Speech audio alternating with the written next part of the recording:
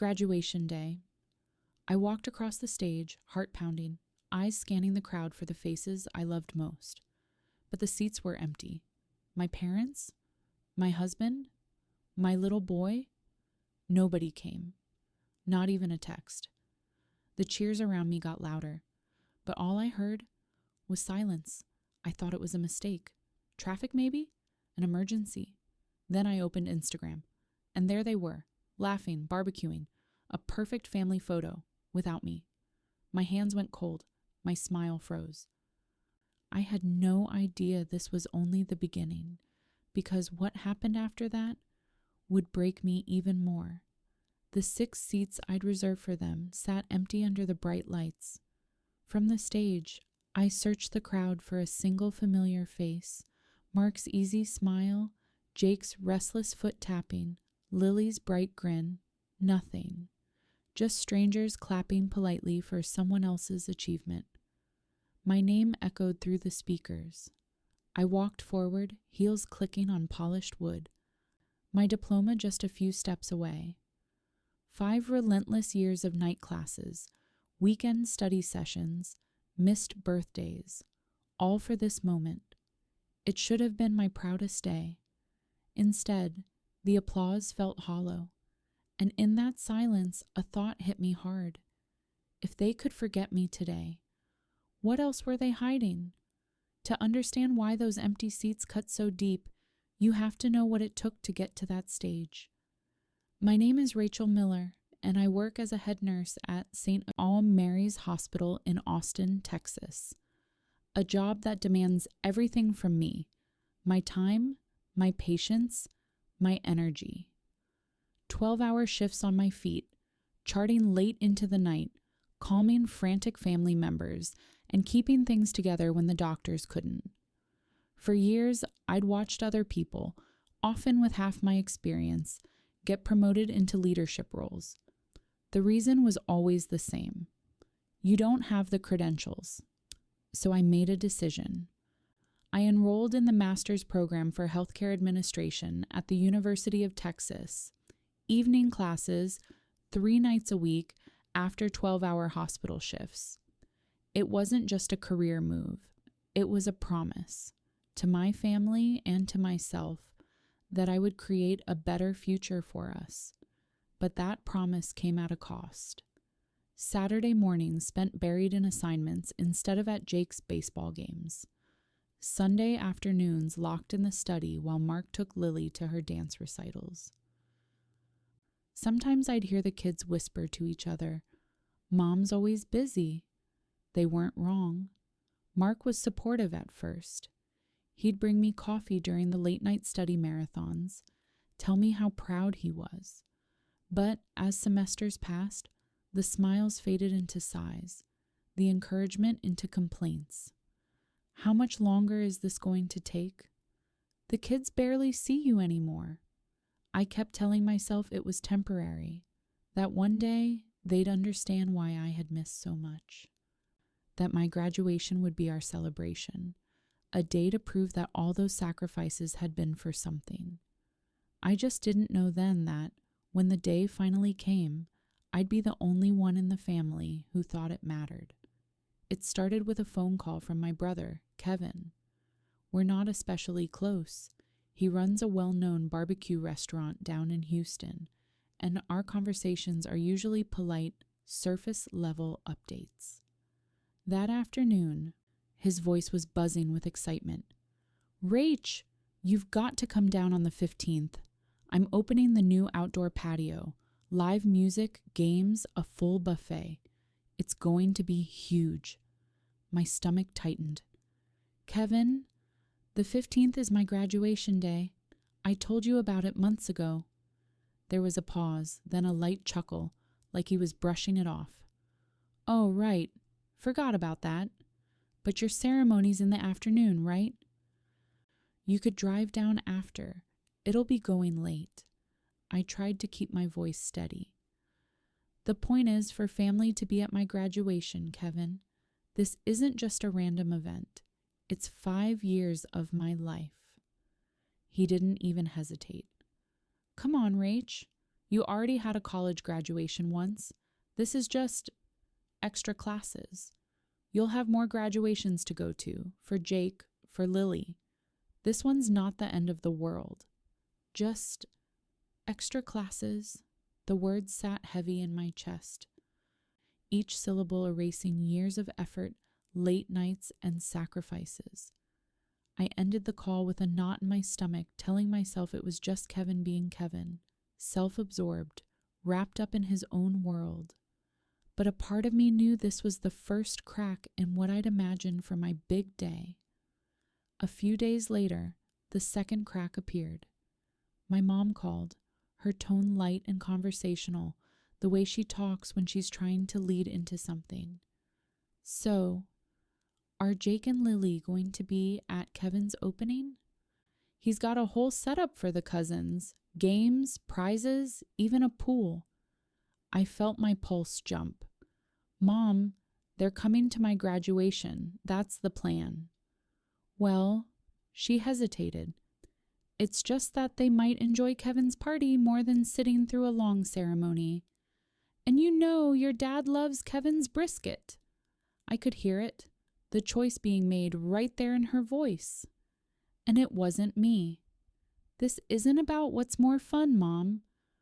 It's about being there for me. She sighed like I was making too big a deal out of it. Honey, you know we're proud of you, but we don't want to disappoint Kevin either. When we hung up, I stared at my phone for a long time. It was just like when we were kids. Kevin's games, Kevin's milestones, Kevin's comfort always seemed to come first. And here we were, decades later, repeating the same script. What I didn't realize then was that the biggest betrayal wasn't coming from my parents. It was coming from inside my own home. It was a Thursday night, a week after the call with my mom. Mark was at the kitchen counter, slicing vegetables for dinner. I was unloading the dishwasher, still replaying that conversation in my head. I talked to Mom today, I started casually, though my tone carried more weight than I intended. Oh yeah? How's she doing? He asked, not looking up from the cutting board. She asked if you're taking the kids to Kevin's barbecue instead of the graduation. The knife paused mid-slice. Well, they did ask about it. Jake heard there's going to be a live band, and Lily's best friend's family will be there. I set the plate I was holding onto the counter, harder than necessary. So, what are you saying? He finally looked up, his expression a mix of guilt and defensiveness. I'm saying maybe I could take them to the party and then we'd meet you for dinner afterward. Best of both worlds. Best of both worlds? I repeated, my voice tightening. So I walk across the stage alone, and then you show up later for pasta and dessert like nothing happened? Rach, it's just a ceremony. The kids would be bored out of their minds sitting there for hours. I stared at him, almost too stunned to speak. Just a ceremony? That's exactly what Kevin said. Do you have any idea what I've put into this? What we've sacrificed? He set the knife down, crossing his arms. I'm just trying to make everyone happy. Everyone except me, I shot back. Mark, this isn't about comfort or fun. It's about showing our kids what it means to show up for family. That hard work matters. That I matter. His jaw tightened. You're overreacting. The words landed like a slap. Overreacting? After 5 years of juggling 12-hour shifts, graduate school, and holding this household together? I took a step back, my hands gripping the edge of the counter. You're telling me you'd rather watch Jake toss beanbags and Lily splash in a pool than watch me accept the degree I've worked my entire adult life for. Mark exhaled sharply. I'm telling you, I don't think it's worth making the kids miserable for 3 hours. I laughed bitterly, shaking my head. So instead of teaching them that commitment and sacrifice are worth honoring, You're teaching them that convenience wins every time." Neither of us spoke after that. I finished unloading the dishwasher in silence. He went back to chopping vegetables, each slice loud and deliberate. That night, he slept on the couch, and as I lay in bed staring at the ceiling, I realized that my parents' absence would hurt, but my husband's absence might break me. The morning of my graduation should have been filled with noise. The sound of the coffee maker gurgling, Jake arguing with Lily about who took the last toaster waffle, Mark asking me for the iron at the last minute. Instead, the house was silent. Too silent. When I walked into the kitchen, I saw it. A folded piece of paper on the counter, placed neatly next to the coffee maker. I unfolded it with a strange sense of dread. Took the kids to Kevin's early to help set up. We'll try to make it back for the ceremony. Congratulations. Mark. I read it 3 times, my eyes catching on the same words over and over. We'll try, not we'll be there. Not we wouldn't miss it for the world. Just, we'll try. I stood there in my kitchen, holding that note, realizing I'd just been given my answer before the day even started. Still, I followed the schedule I'd planned down to the minute. Hair appointment at 10 nuhas. Makeup at 11 muus. The salon chair felt like the loneliest place in the world as I stared at myself in the mirror, the stylist chatting about summer vacations while curling my hair. The makeup artist worked carefully, concealing the puffiness under my eyes and the tightness in my jaw. "You've got a big day ahead," she said warmly, unaware that my big day had already been gutted before noon. Back home, I slipped into my navy blue dress, smoothed the gown over it, and adjusted the cap in the mirror. I forced a smile for a quick selfie, because if my family wasn't going to mark the occasion, at least social media would. Within minutes, likes and congratulations rolled in from coworkers, old friends, and distant relatives. Everyone except the people I'd saved 6 seats for. The drive to campus was a blur. The streets were full of families, mothers holding bouquets, fathers in pressed suits, children bouncing with excitement. At the parking garage, I watched a dad kneel to adjust his daughter's tassel while a mom snapped photos. Inside the auditorium, the atmosphere buzzed with anticipation. Graduates laughed and hugged their loved ones, posing for photos with flowers and balloons. I stood in line, clutching my program, my eyes fixed forward so I wouldn't start scanning the crowd for faces I knew weren't there. When my name was called, I stepped into the lights. The applause was polite, exactly the same as it had been for the person before me and the person after me. No whistle from Mark. No, "That's my mom" from Lily. No proud clapping from my parents. I shook the dean's hand, took my diploma, and crossed the stage alone. Outside, the celebration continued on the lawn, caps flying into the air, champagne corks popping, cameras flashing. I stood at the edge, my diploma case tucked tightly under my arm, feeling like an extra in someone else's movie. I checked my phone. No texts, no missed calls from Mark. No, "We're on our way." But there was something else. Kevin had posted a photo from his barbecue. There they were, Mark, Jake, and Lily, all smiling in the sunshine, plates of brisket in their hands. My parents, too, laughing beside them. The timestamp? 15 minutes ago, right in the middle of my ceremony. I felt something inside me crack, not the sudden, dramatic kind, but the slow, deep break that comes from years of strain finally giving way.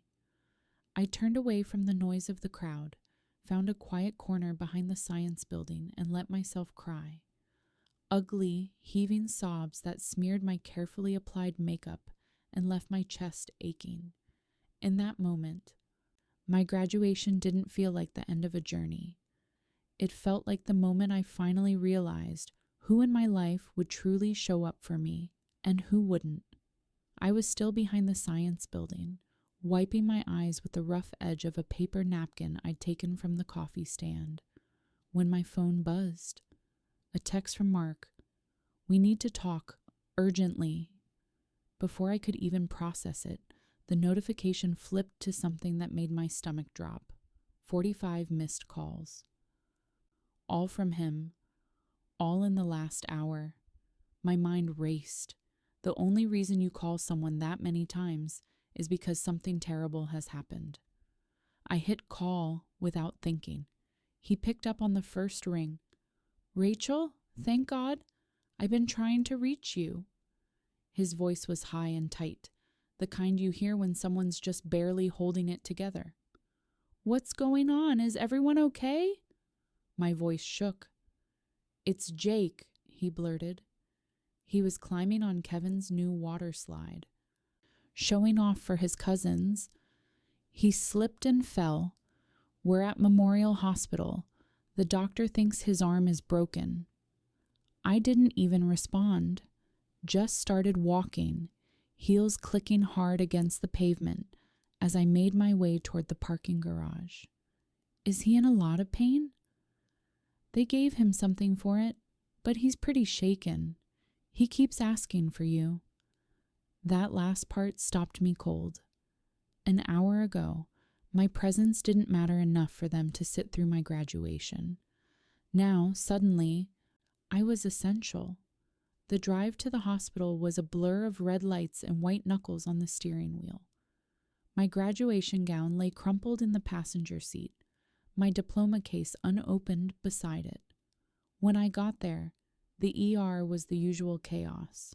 Parents with feverish toddlers, an older man coughing into a mask, nurses rushing past with clipboards.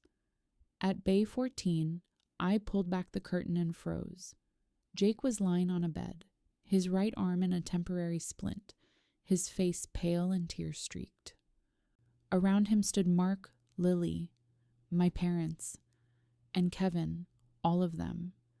They turned to look at me, their expressions a cocktail of relief, guilt, and something else, pity.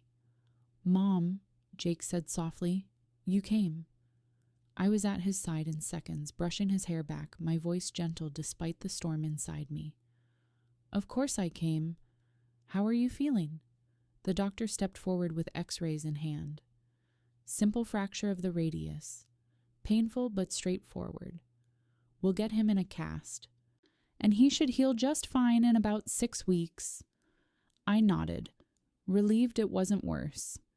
But then my mom's voice broke in, cheerful and oblivious. "He was so brave, Rach. Barely cried at all after the first few minutes." I gave her a tight smile, but inside I was boiling. They could gather here in a heartbeat when Jake got hurt, but not one of them could bother to sit in a folding chair for 2 hours to see me graduate. Kevin stepped closer, clapping a hand on my shoulder like we were still kids. "Thank God you got here, sis. The little man's been asking for you nonstop." I looked at him, then at all of them. Thank God I got here? As opposed to where I was, graduating alone, while you were all eating ribs in the sun? The silence was instant and heavy. Mark's eyes flicked to mine, a silent plea, not here, not now.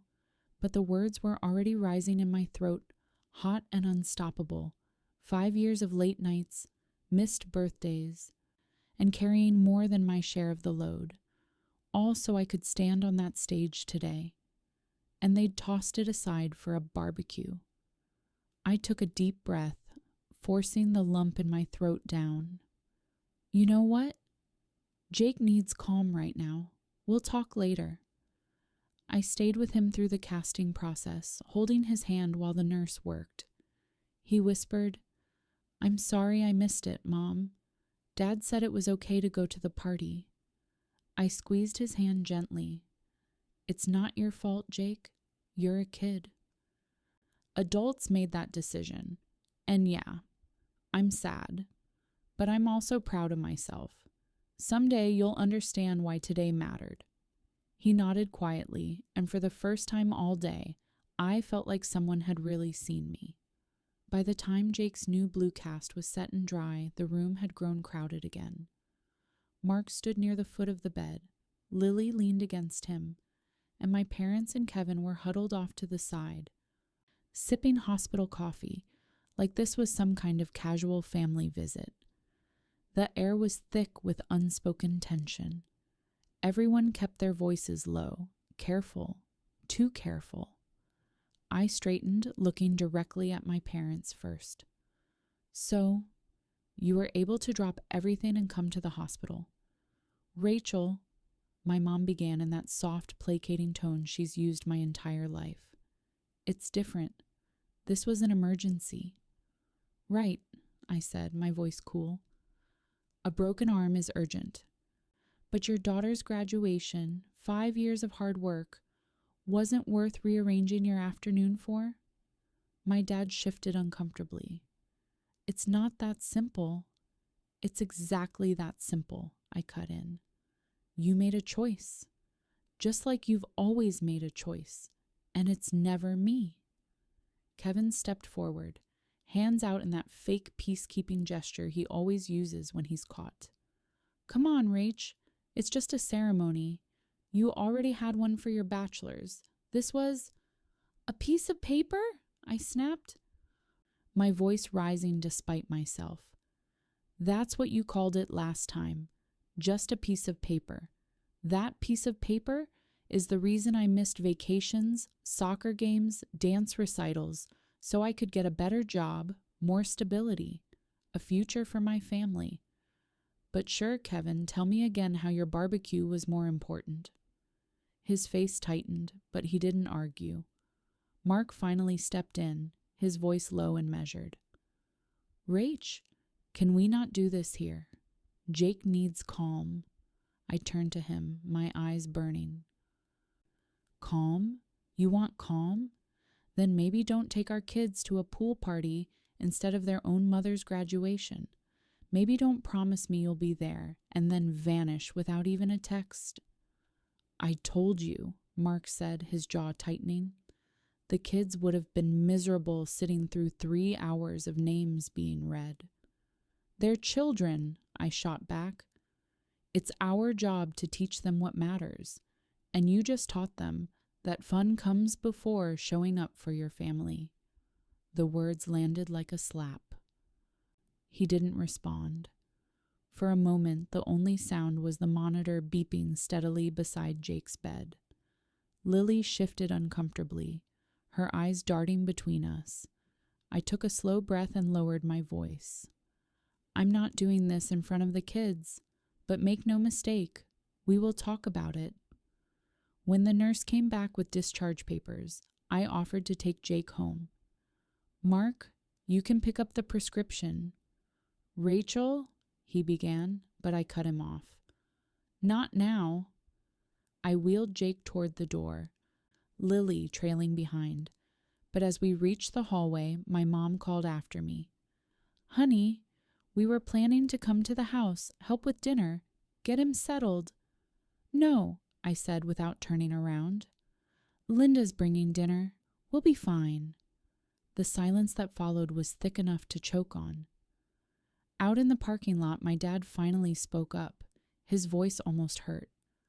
"We came all this way." "You came all this way for Kevin's barbecue," I said flatly, "and you can go back to it." "I need space." Kevin opened his mouth like he was going to protest, but one look at my face must have changed his mind. Mark and I drove in separate cars, him with Lily, me with Jake, back to our house. Jake was quiet the whole way, cradling his arm, occasionally glancing at me in the rearview mirror. When we pulled into the driveway, I got him settled on the couch with a pillow and his favorite blanket. Lily disappeared upstairs without a word. Mark hovered in the kitchen like he wasn't sure if he should speak. "We should talk," he said finally. "After Linda comes," I said, not looking at him. "I don't want to have this conversation while the kids are listening." He nodded, but I could feel his frustration.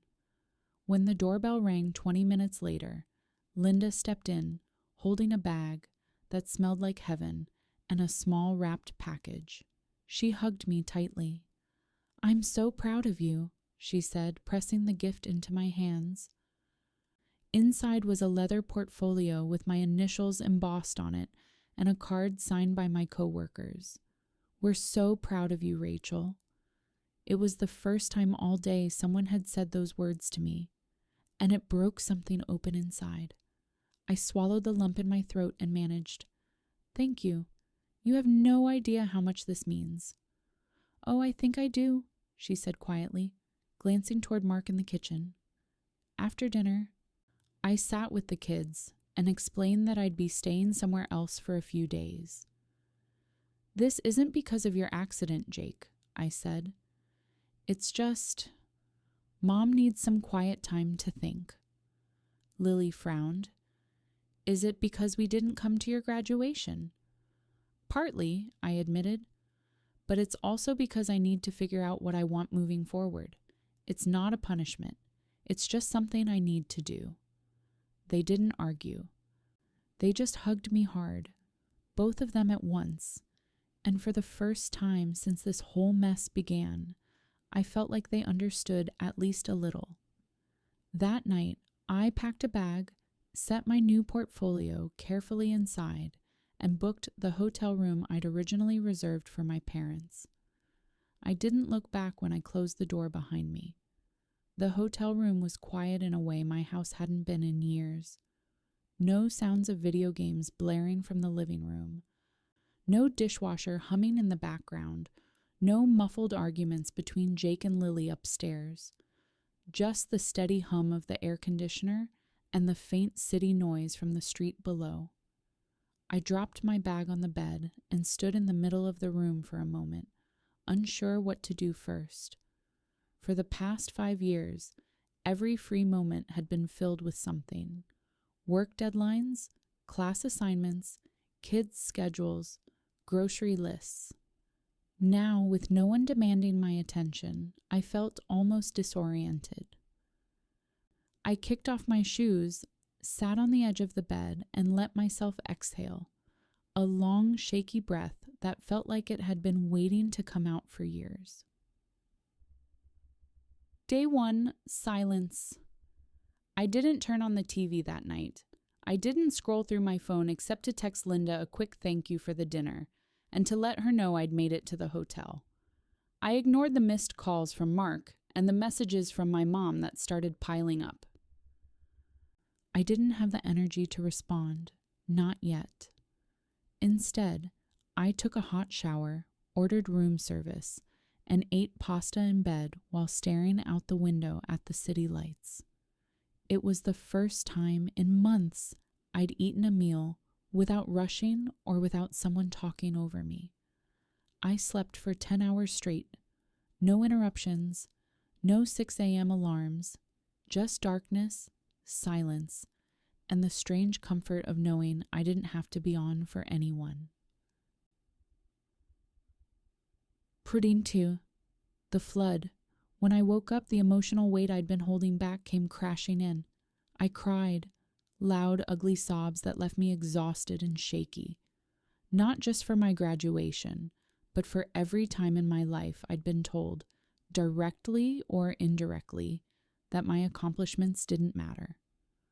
I thought about being a kid, watching my parents beam at Kevin's high school football games while telling me, "We'll catch the next one," after I won a debate competition. I thought about every time Mark had rolled his eyes when I said I had to study instead of going out. It wasn't just about the barbecue. It was a pattern, a lifetime of being the reliable one, the responsible one, the one people assumed would understand if they didn't show up. By afternoon, I was drained. I ordered tea from the cafe downstairs and sat in the lobby just watching strangers come and go. It felt oddly freeing to be invisible for once.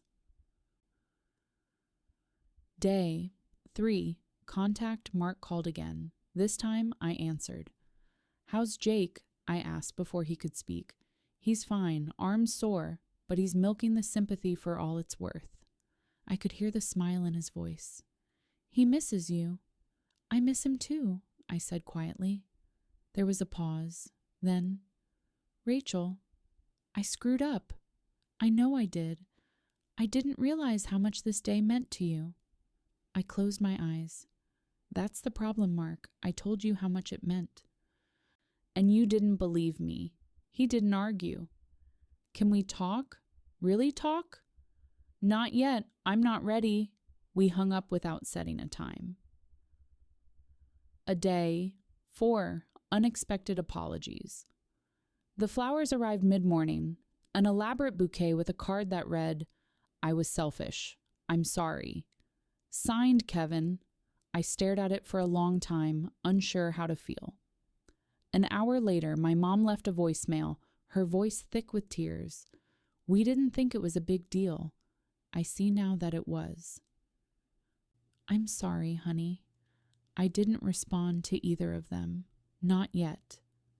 That afternoon, I took a long walk through the park near the hotel. The fresh air cleared my head in a way I didn't expect. I started thinking not just about what I'd lost in my family's trust, but about what I wanted moving forward. Day 5. Clarity. I woke up that morning knowing one thing for certain. If I went back home without changing anything, this would happen again. I pulled out my notebook and made a list. Things I needed in my marriage, from my parents, from myself. From Mark, respect for my accomplishments, active participation in parenting, no more unilateral decisions about the kids. From my parents, recognition that my achievements matter, even if they don't understand them. From myself, boundaries, the courage to say no without guilt, the willingness to celebrate my own wins without waiting for someone else to validate them. Day 6. Bridging. I went to see Jake after school. He lit up when he saw me, and for the first time since the hospital, I felt that warm rush of love without the ache of resentment. I'm proud of you, Mom, he said suddenly, as if the thought had just occurred to him. My throat tightened. Thank you, buddy. That means more than you know. Lily hovered nearby, quieter than usual, but when I hugged her goodbye, she didn't let go right away. Mark stood in the doorway watching us. We need to talk soon, he said softly. Soon, I agreed. Gata, ready. The morning I checked out of the hotel, I felt different. Not healed. This wasn't a fairy tale, but stronger, clearer. I loaded my bag into the car, took one last look at the quiet room, and headed home. I wasn't going back to the same dynamic. I wasn't going to slip back into being the invisible one.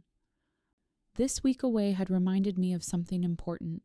I wasn't just a mother, a wife, a daughter. I was a person with my own goals, my own worth, and I was done apologizing for that.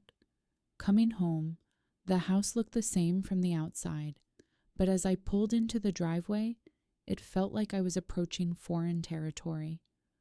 Mark was on the porch, hands shoved into his hoodie pocket, eyes flicking toward me, like he was waiting to read my mood before making a move. I killed the engine and stepped out, my bag still in the trunk. Hey, he said, voice careful. Hey, I answered, keeping my tone neutral. He walked over and took my suitcase without asking. The gesture was small, but for Mark, it was a rare sign of humility. Inside, the air smelled faintly of lemon cleaner, and the floors were gleaming. You hired someone, I said. He nodded. Figured you didn't need to walk back into chaos. I didn't respond, but the fact that he had even thought about it went on my mental list of possible signs he gets it. The talk we couldn't avoid. We sat at the kitchen table, the same table where we'd had countless meals, homework sessions, and arguments, but this time it felt like a negotiation between two countries that had been at war. "I've been thinking a lot," Mark started, "about us. About how I've been comfortable letting you do everything until it's too late to fix the damage." "That's accurate," I said, not ready to soften anything. He exhaled slowly. "I thought being supportive meant paying the bills, making sure the kids were okay, and letting you chase your goals. I didn't realize support also meant showing up when it mattered, even if it's inconvenient." "That's the core of it," I said. "You can't say you support me, but disappear when I need you in the room." He nodded, eyes fixed on his coffee mug. "I know. I screwed up." Naming what I needed. "I made a list," I said, pulling out my notebook. He raised his eyebrows but didn't interrupt. "Number 1, respect my accomplishments, not just in words, but in how you prioritize me." He nodded. "Number 2, stop making decisions about the kids without me. We're a team. Or we're nothing." "Fair," he said. "Number 3, I'm not the default parent anymore. You'll take on half of the day-to-day without me having to ask." He hesitated, then said, "Okay, but we'll need to figure out schedules." "I've been figuring out schedules for 5 years, Mark. You'll manage." That got a faint smile out of him, the kind of smile that says, "Yeah, you're right, and I know it." The kids' turn. When Jake and Lily got home from school, we had what I can only call a family reset meeting. Jake flopped onto the couch, his cast covered in doodles and signatures, while Lily sat on the armrest beside him. "I'm not leaving again," I told them. "But things are going to be different. We're a family, and that means everyone contributes." "Like chores?" Lily asked cautiously. "Yes, but also showing up for each other. That means if someone has something important, a game, a performance, a ceremony, we're there." Jake looked down at his shoes. "Even if it's boring?" "Especially if it's boring," I said. "That's how you show love. You sit through the boring parts because the person matters to you." They didn't argue. Maybe because they saw how serious I was, or maybe because they'd had their own quiet week to think about what happened. Facing my parents, the harder conversation came 2 days later, when my parents arrived. They brought flowers and a card, both clearly purchased on the way over. "We want to apologize," my mom began, her voice soft. I didn't let her start with excuses. "I need you to understand something. This wasn't about one event. This was about a lifetime of me being second to Kevin." My dad frowned. "That's not true." "It is," I cut in. "And I'm done pretending it's not. I'm not competing for your attention anymore. But I am setting boundaries. If you want a relationship with me and the kids, you will treat my milestones with the same importance you treat his." They both looked uncomfortable, like I'd just flipped over a table in a polite restaurant. My mom said, "We didn't know you felt this way." "That's part of the problem. You never asked." There was a long silence before my dad finally said, "We'll do better." It wasn't dramatic. It wasn't a tearful reconciliation, but it was a start. Kevin's visit. Kevin came by alone a week later, hands shoved into his pockets, the same way Mark's had been when I got home. "I've been the center of attention so long, I didn't even think about what that felt like for you," he admitted. "Your barbecue could have been any weekend," I said. "Yeah, I know. I was selfish."